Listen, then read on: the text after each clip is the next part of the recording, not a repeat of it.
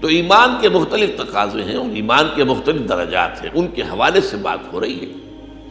اس کو اس لغوی مفہوم میں لے لینا کہ جب مومن نہیں ہے تو گویا کہ پھر مسلم بھی نہیں ہے، پھر کافر ہو گیا، یہ سارا معاملہ جو ہے یہ غلط ہے، اور اس کو ہم بڑی تفصیل سے اس پر ہم بحث کر چکے ہیں حدیث جبرائیل کے ضمن میں۔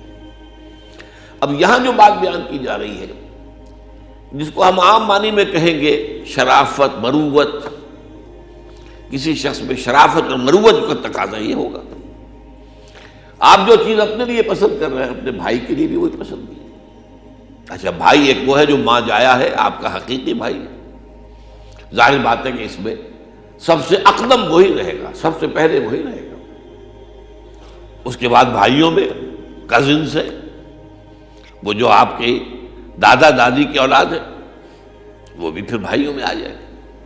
یہ دائرہ وسیع ہوتا چلا جائے گا، اور یہ دائرہ جو ہے یہاں تک کہ پوری نوع انسانی کو اپنے احاطے میں لے لے گا، جو کہ میں ابھی بتا چکا ہوں ان سے بھی تو ایک رشتہ اخوت ہے، وہ آدم و حوا کی اولاد ہے، تو اس اعتبار سے ان سے بھی ہمارا ایک رشتہ اخوت تو ہے۔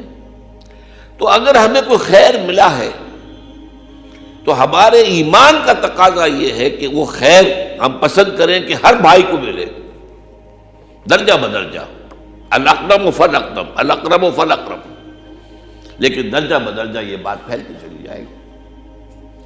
اب اس میں سب سے بڑی بات فرض کیجیے اللہ تعالیٰ نے آپ کو صحت دی ہے، آپ چاہیں کہ آپ کے بھائیوں کے اندر بھی صحت ہو، کوئی بیماری ہے، مرض ہے، ان سے اللہ تعالیٰ شفا دے دے۔ آپ کو اللہ نے دولت دی ہے، آپ کو یہ پسند کرنا چاہیے کہ آپ کے بھائیوں کے پاس بھی ہونا چاہیے، اللہ تعالیٰ انہیں بھی وہ دولت سے سرفراز فرمائے۔ لیکن سب سے بڑی بات کیا ہے؟ سب سے بڑی دولت ہدایت ہے۔ اگر اللہ نے آپ کو ہدایت سے سرفراز فرمایا ہے تو اب اس کا تقاضا یہ ہے کہ آپ یہی اپنے بھائی کے لیے پسند کریں کہ وہ بھائی بھی اللہ تعالیٰ اسے ہدایت دے، اس کے لیے کوشش کرے، اس کے لیے محنت کرے، جیسے کہ سورہ تحریم میں آتا ہے یا ایھا الذین آمنوا قوا انفسکم واہلیکم نارا، اے ایمان والو بچاؤ اپنے آپ کو اور اپنے اہل و عیال کو آگ سے۔ یہ بھی تو وہی خیر خواہی ہے، الدین والنصیحہ جو ہم حدیث پڑھ چکے ہیں، اس کے اندر بھی ظاہر بات ہے کہ اس ہدایت کو عام کرنا، لوگوں تک پھیلانا، پہنچانا، یہ بھی اسی حدیث کا لازمہ ہو جائے گا۔ لا یؤمن احدکم حتی یحب لاخیہ ما یحب لنفسہ۔ اب میں نے جیسا کہ عرض کیا، اخلاقیات کے میدان میں اس کا دائرہ بڑھتا چلا جائے گا، پھیلتا چلا جائے گا۔ یہ تو جیسے جیسے آپ کے قلب کے اندر وسعت پیدا ہوگی، آپ کے سینے میں فراخی پیدا ہوگی، تو رشتہ اخوت جو ہے بڑھتا چلا جائے گا۔ اور یہ پھر وہ چیز ہے کہ جو خلق کی ہدایت کے لیے، نوع انسانی کو سیدھے راستے پر لانے کے لیے ایک وقت ایسا آ جاتا ہے کہ پھر انسان کے لیے اس کے سوا کوئی اور کام کرنے کو اس کا جی چاہتا ہی نہیں۔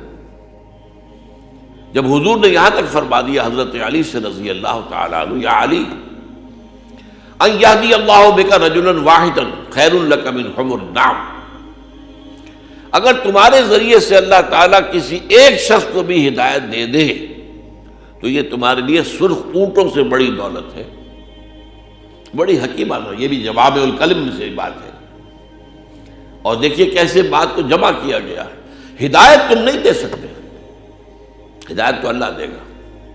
ان یہدی اللہ بک رجلا واحدا، لیکن اگر اللہ کسی کی ہدایت کو جس کو دے رہا ہے اس میں ذریعہ تمہیں بنا دے، تمہارے ذریعے سے ہدایت اس کو پہنچے، تو یہ تمہارے لیے سرخ اونٹوں سے بڑھ کر جو ہے یہ دولت ہے۔ یہ سرخ اونٹ جو ہے عربوں کی بہت ہی پسندیدہ، بہت ہی سمجھیے کہ محبوب جو ہے نوع، سرخ رنگ کا اونٹ۔